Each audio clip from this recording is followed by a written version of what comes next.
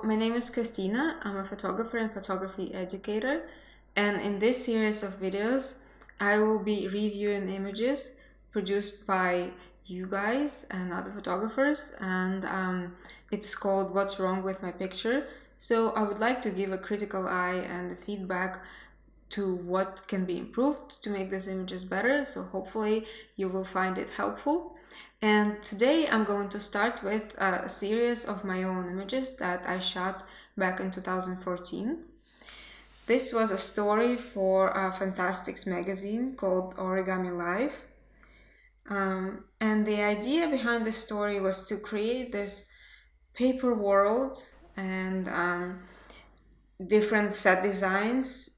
You can see there are different sets color coordinated for each sort of small story. So this little worlds tell about domestic life and create kind of a juxtaposition of a fashion model, fashionably dressed, going about her everyday life or doing some house chores.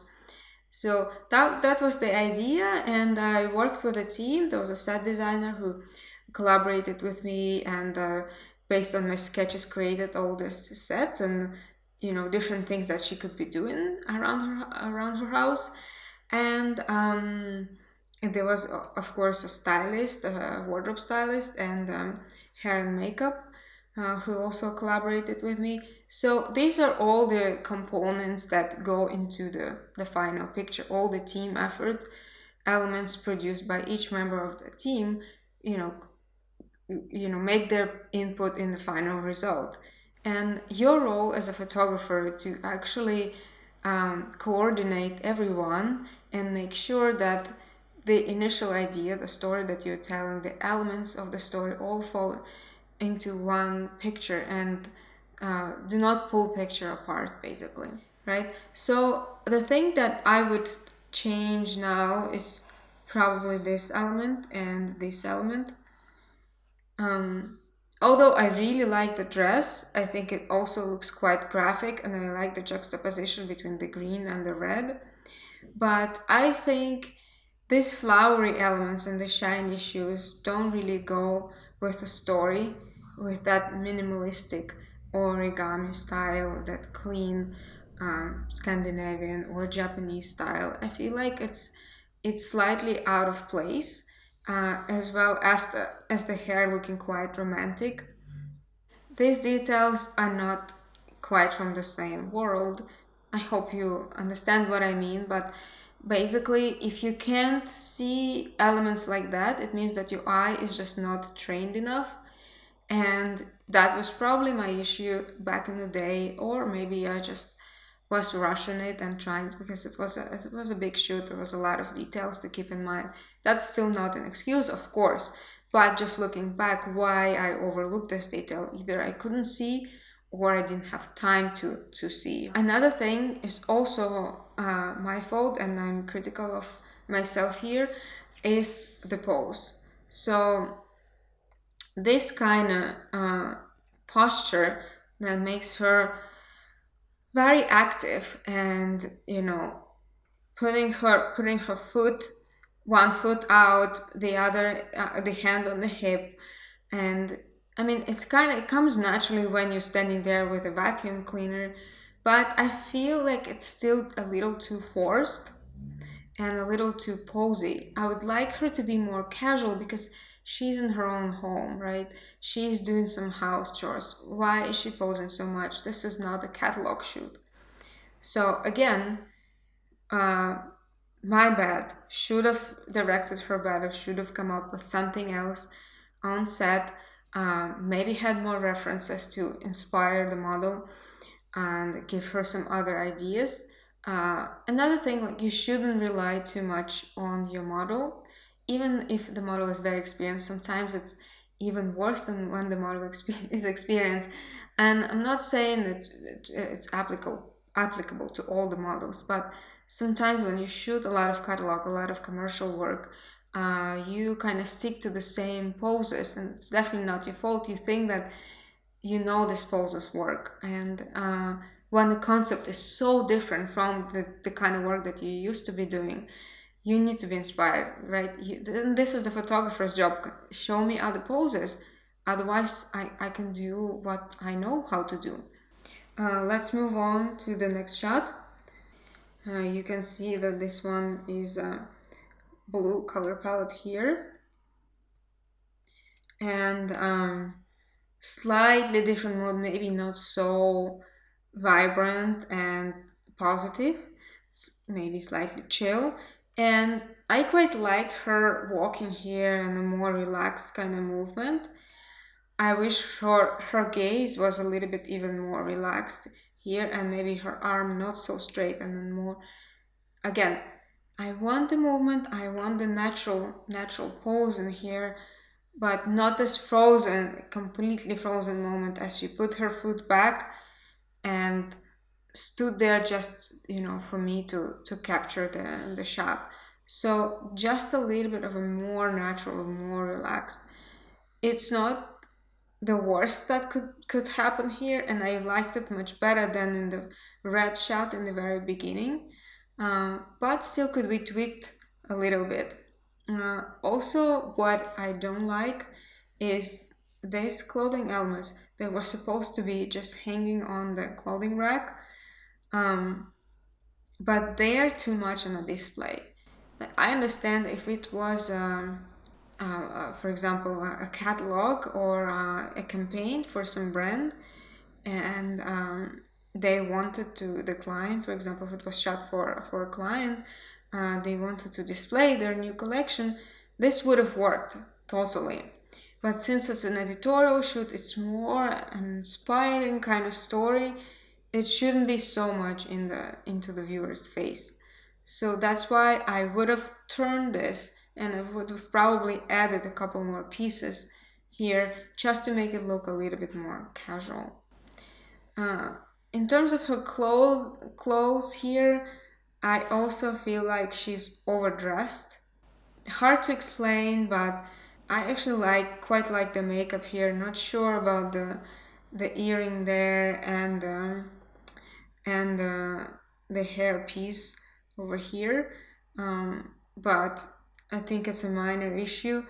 I'm just not sure about this whole kimono inspired kind of outfit and the shoes together. I don't know. I think it's just overall too much. And again, with the simplicity of the sets, with this Scandinavian or Japanese kind of vibe in here, I felt that, or I feel now looking back at it, I feel like it doesn't go that well with the story.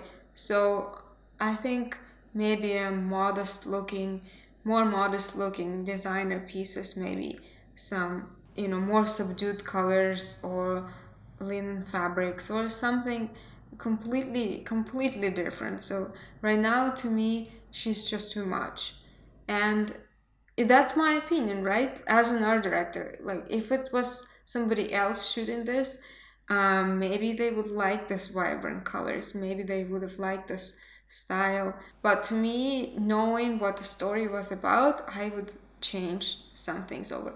And even this bag, look how clean it resembles, like a school bag, a retro school bag kind of style, or I don't know, a postman bag or something like that.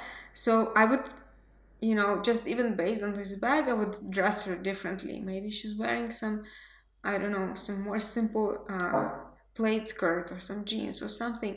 Yeah, like I think you get what I mean by saying overstyled. So let's have a look at the last shot from this story. Uh, Beautiful green palette. I like all these different shades of green, cooler tones. Very nice detail designed by the set designer. Just love the set here. And again, my problem is that I feel like the clothes and the hairstyle don't go with the set. I mean, there's nothing here with how she's dressed, right? There's nothing wrong. It's totally fine, and it's fun, and it's colorful, and the colors play together really well. But in the setting, I don't think it works. Maybe if she was against a cleaner background, maybe if there was a different lighting. Um, and the hair again, I have an issue here. Maybe it's too romantic. Maybe it should have been a little bit more loose, a little bit more not so cleanly made. Yeah, just more loose maybe, and yeah, less, more casual. Again, she's at home. She's doing something around the house. What are her plans? Why not? Why make it too clean? Um, Another thing that I wanted to talk about with this whole story is the lighting. Like I said in the beginning, the colors, the styling, the clothes, the hair and makeup, and the lighting, they're all components of the same story that you're telling. And I chose to go with a very soft, very flat lighting. You can see there's a minimum amount of shadows here all over the picture. It looks very, very clean, very minimalistic. And I think if I were now to shoot all these clothes and all these looks, I would have chosen a completely different lighting. I would have had a harder, contrasty light that would highlight these shiny fabrics, that would make all these colors pop, and just to emphasize this colorful and upbeat mood. But the reason I didn't do it back then is because the initial idea was about this clean, minimalistic paper, and also this paper feel. When you look at paper, it's very matte, right? There is no shine, there is no like loud color to it. So I wanted to go with this matte, with this papery feel, like you're looking at a drawing or an illustration of some sort. That's why I chose to go with a very soft, very flat lighting, which didn't go well with the styling and the poses and stuff like that. So the main problem here is that the model and the sets, they live in two different worlds. And again, as an art director, when you're approaching something like that, these are all the components that you need to keep in mind. Then, when you deliver your shoot, your product to the client or to the magazine editor, you can say, like, yeah, I have nothing to improve here. Everything has gone according to the plan, and I was in total control. And you shouldn't be afraid of speaking to your team ahead of time, in advance, discussing your ideas to make sure that everyone is on the same page, everyone understands what you're trying to create here. And I just wanted to say that if you are collaborating, you're trying to, of course, hear everyone's opinion, and this is totally, totally normal, and it's good to do that, to collaboratively come with a better idea for a story that you're working on.